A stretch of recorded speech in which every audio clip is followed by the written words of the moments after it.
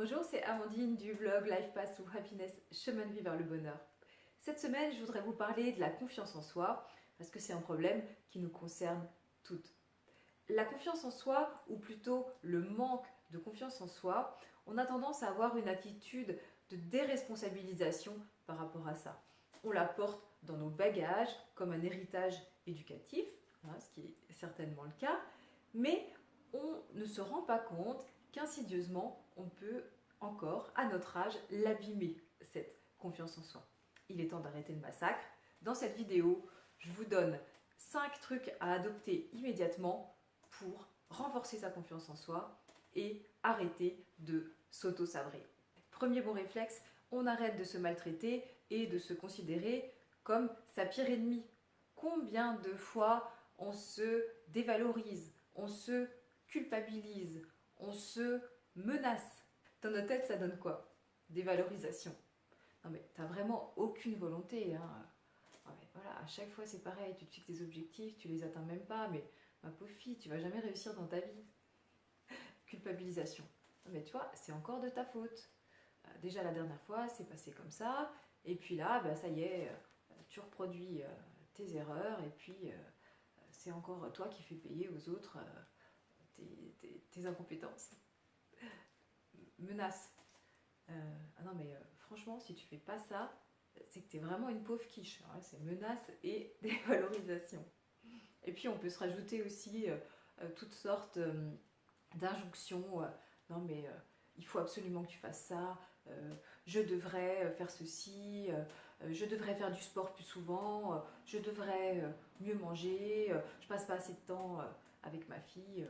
Voilà. Donc toutes sortes de pensées agréables qui, bien entendu, ne nous aident pas dans la vie. Alors, on inverse la tendance et au contraire, dès qu'on se surprend à avoir ce schéma de pensée dévalorisant, on s'accorde des pensées positives, comme un peu le principe de la parentalité bienveillante. Vous connaissez, donc au lieu de se critiquer, oui, ok, en ce moment c'est un petit peu difficile pour toi, tu manques de temps, donc tu as pu réagir de manière un petit peu épidermique. Ça arrive à tout le monde, mais tu vas t'excuser et ça ira mieux la prochaine fois. Comme vous le feriez à un enfant ou à votre meilleur ami. Deuxièmement, pour avoir confiance en soi, il faut vraiment intégrer le fait qu'on est une personne unique avec ses qualités, ses défauts, son style qui plaira à certains et qui ne plaira pas à d'autres. Je trouve que penser aux artistes qui nous entourent, ça nous aide à en prendre conscience. Dans le domaine de la chanson, Magic System, c'est pas Francis Cabrel, c'est pas Grand Corps Malade.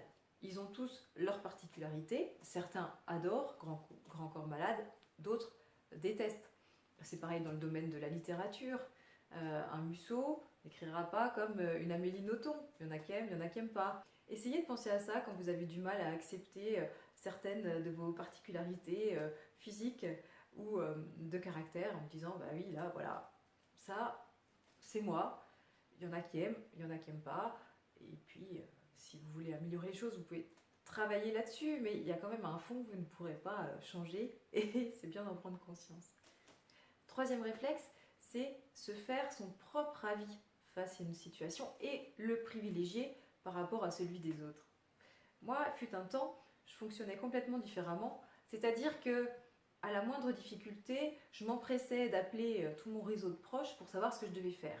Par exemple, quand j'avais un choix d'orientation à faire ou voilà, prendre une décision dans la vie, ah ouais, non mais voilà ce qui m'arrive, tu ferais quoi toi? En fait, je m'étais jamais posé la question, mais toi, qu'est-ce que tu ferais? Ça paraît bête, hein, mais je pense que on fonctionne parfois de cette manière-là.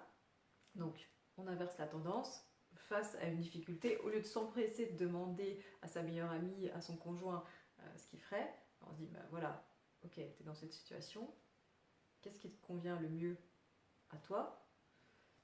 Prendre du recul, essayer de faire un peu de méditation. Parce que quand on ne tient pas compte de son propre avis, comment on peut avoir confiance en soi si on est tout le temps à demander l'avis de tout le monde pour toutes les situations qui nous préoccupent, nous?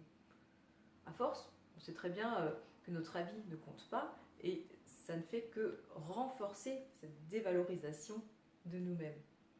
Réflexe numéro 4, on se protège des relations toxiques.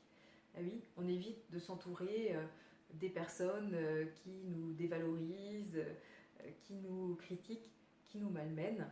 C'est ça aussi, renforcer sa confiance en soi, c'est considérer qu'on mérite d'être entouré par des personnes qui nous respectent, qui nous font du bien et fermer la porte aux autres.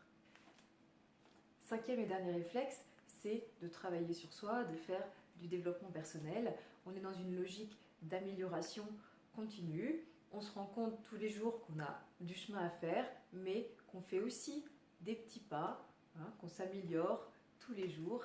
Et je trouve que ça renforce beaucoup la confiance en soi. Voilà, 5 bons réflexes à adopter d'urgence pour renforcer sa confiance en soi et pacifier sa relation à soi. Pour matérialiser ce nouveau départ, je vous conseille d'acheter ou de choisir parmi vos accessoires un joli foulard, un joli bijou.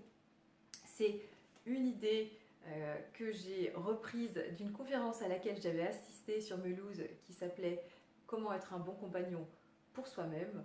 Je l'ai trouvée particulièrement intéressante, donc je la reprends à mon compte. N'hésitez pas, vous aussi, à vous faire ce petit cadeau pour matérialiser ce nouveau départ.